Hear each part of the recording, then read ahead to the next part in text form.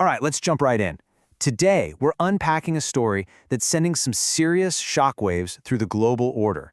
And believe me, this is about way more than just gold bars. It's about trust, it's about alliances, and maybe, just maybe, it's about the very foundation of how the world's finances work.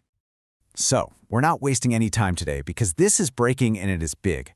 Our source material isn't treating this like some routine financial report. No, they're flagging this as extraordinary news, a clear sign that the tectonic plates of international relations are shifting right under our feet. And to get a sense of the scale here, just look at this number. We are talking about over $100 billion. That's billion with a B. That's the value of the German gold we're discussing. It is an absolutely staggering amount of wealth, and suddenly, where it's physically located has become the center of a geopolitical storm. So what is the bombshell? What's actually happening? Well, Germany is now seriously, and I mean seriously, considering bringing all of its gold, that $100 billion worth, back home, back to Germany from vaults in the United States. You know, for an ally this close, a move like this is, well, it's pretty much unprecedented.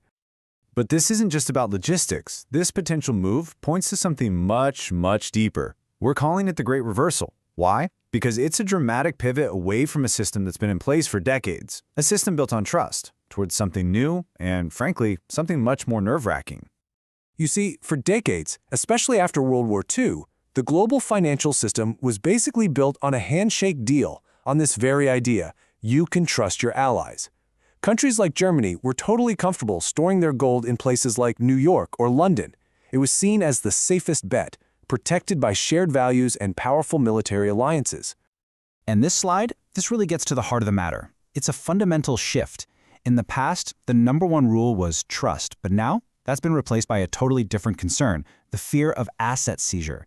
The idea that one of your closest allies could, one day, just decide to confiscate your country's wealth, that used to be unthinkable. Now, it's a risk being talked about at the highest levels of government. So, you're going to hear this term, gold repatriation, thrown around a lot. What does it actually mean? Well, it's pretty simple.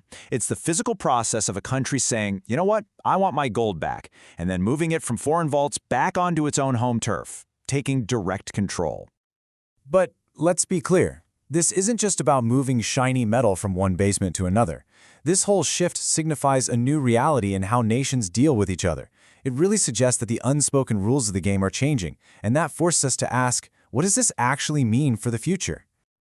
Okay, we've seen the news, we've seen the astronomical value, and we've seen this incredible shift in thinking. So let's get down to it. What does this all mean? What is Germany's potential move really telling the rest of the world? Well, according to our source material, the conclusion is as stark as it is powerful. It's this. This is the true face of geopolitical reality. That era of cooperation, of deep baked-in trust, it might be fading. And what's replacing it is a colder, more transactional world, where it's every nation for itself. And that leaves us with this one last pretty provocative question. Think about it. If a key NATO ally like Germany is now openly questioning if its assets are safe in the United States, what does that say about the very foundation of all our Western alliances? Is the era of allied trust actually over? That's the critical question this news forces every single one of us to confront.